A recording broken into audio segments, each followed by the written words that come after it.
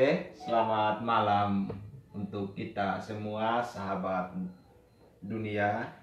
Kembali lagi pada malam hari ini ya, saya dengan Bung Adi, kami coba menceritakan atau sharing bersama terkait apa yang kita lihat bersama pada saat hari ini yang sedang viral, yaitu kawin tangkap. Nah, itu di sini kami akan berbagi sedikit pengetahuan karena kebetulan saudara saya juga paham atau sedikit tahu sih tentang bagaimana budaya Sumba yang sebenarnya itu. Dan kita juga sebagai kaum intelektual perlu kita tahu mana sih yang budaya aslinya sebenarnya orang Sumba itu di mana. Oke, kira-kira saya langsung saja kepada beliau. Kira-kira bagaimana sih pandangan beliau terkait dengan permasalahan ini atau problema ini? Saya langsung saja. Ya, pertama-tama terima kasih atas waktu dan kesempatan yang diberikan kepada saya, Bung Adi. Siap. Kita coba sharing atau cerita tentang kawin tangkap. Ini sesuai yang saya pahami dan yang saya sering alami dan sering ikuti juga di kalangan keluarga saya begitu, maupun di posisi sekarang dalam menjajang pendidikan begitu. Nah, sesuai yang kita lihat mengenai kawin tangkap itu sendiri yang terjadi di Sumba, terlebih khususnya di Sumba Tengah ya, kan kebetulan di Sumba Tengah yang sudah terjadi kawin tangkap itu sendiri begitu. Nah, saya rasa kawin tangkap itu mungkin saja menurut pandangan masyarakat atau bahkan orang-orang tertentu bahwa kawin tangkap itulah titipan sang leluhur begitu. Nah, memang kalau dilihat secara definitif budaya memang itulah budaya begitu.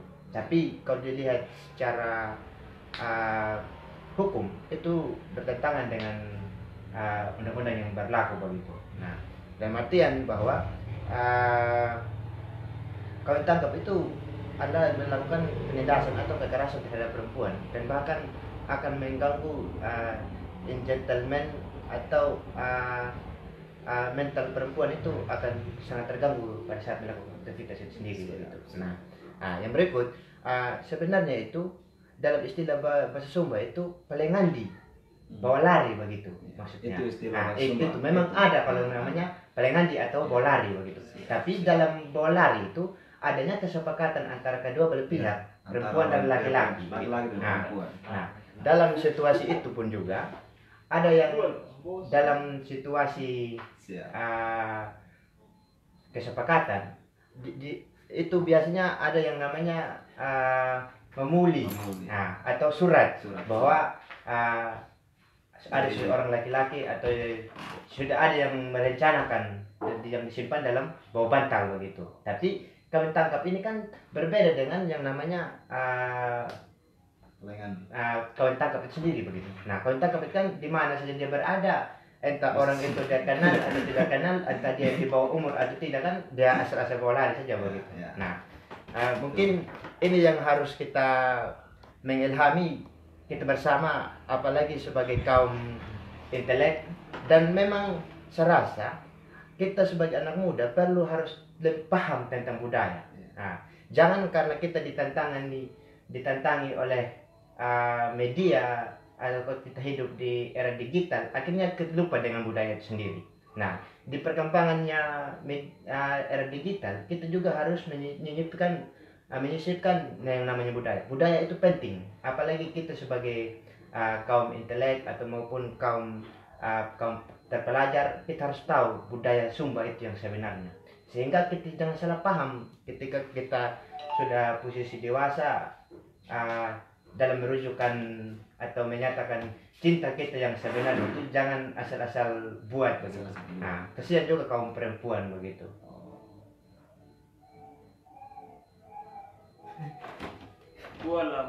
Jadi harapannya kita ke depannya bagaimana harus kita menyikapi kejadian ini. Kita harus sama-sama menceritakan kejadian ini kepada sekelintir kita, khususnya keluarga kita tersendiri. Serasa kepedulian terhadap keluarga itu kita terlalu penting. Jangankan hanya keluarganya kita saja begitu. Siapapun kita perlu mendiskusikan atau perlu kita ceritakan sejauh mana yang kita paham begitu. Bukan melebihi apa yang kita tahu menjadi tahu. Bagaimana kita yang kita tahu kita mencari tahu. Intinya kan gini itu. Nah, apalagi kita sebagai anak muda yang diperhadapkan yang namanya 4.0, serasa itu harus kita belajar lebih banyak lagi tentang budaya. Siap. Nah, mungkin itu dari saya Bung. Kurang lebihnya saya kembalikan. Oke, terima kasih atas penjelasannya dari saudara saya ini yang sedikit tahu tentang budaya Sumba sih yang sebenarnya itu seperti apa. Jadi kita bersama bahwa tadi saudara sudah mengatakan bahwa kawin tangkap itu bukanlah satu budaya. Siap. Bukan satu budaya. Jadi itu perlu juga kita tahu bersama, bukan hanya segelintir orang saja yang tahu. Jadi khusus kita masyarakat harus tahu, bedakan yang namanya budaya dengan itu yang kaitkan dengan kawin tangkap.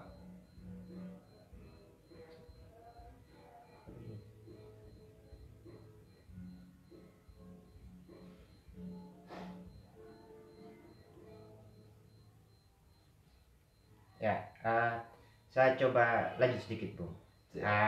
Menyangkut terjadinya kawin tangkap di Sumba itu terjadinya awal pertama sesuai berita yang saya pernah lihat itu pada Desember 2019 itu terjadinya di Sumba Tengah juga begitu.